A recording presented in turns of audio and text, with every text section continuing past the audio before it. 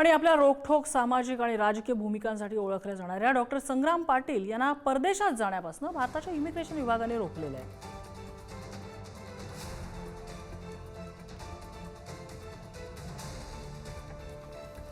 मुंबई विमानतळावरून इमिग्रेशन विभागाने पाटील यांना रोखलंय।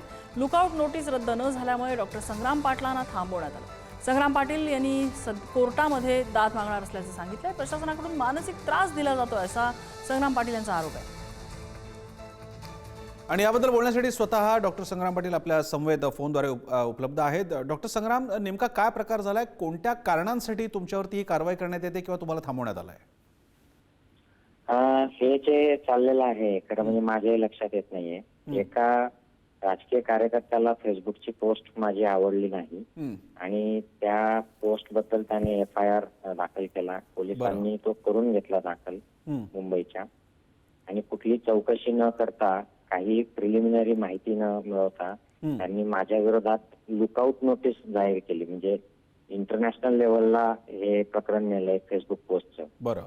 आणि ते फेसबुकची पोस्ट आहे तिला असं कलम लावलंय की त्या कलमाचा आणि त्या फेसबुक पोस्टचा काही संबंधच नाही। म्हणजे ते कळेच ना, अनेकांना प्रश्न पडतोय, अगदी पोलिसांना देखील, की एक मॅचच होत नाहीये। बरं। तर ते पण त्यांनी का केलं ते कळायला मार्ग नाही।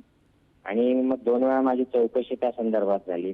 मी मान्य केलं की ही पोस्ट माझी आहे आणि असंच आहे। मी सगळे प्रश्नांचे उत्तर त्यांना 2 वेळा मुंबईला जाऊन दिले। बरं। पण तरी माझा प्रवासाचा दिवस आला तरी लुकआउट जे त्यांनी नोटीस जारी केली होती ती त्यांनी काढली नाही। तर तो सगळं इन्व्हेस्टिगेशन झालंय। मला या प्रकरणामध्ये अरेस्ट नाहीये, कुठलंही गंभीर काही प्रकरण नाहीये, पोलीस सांगतायत मला।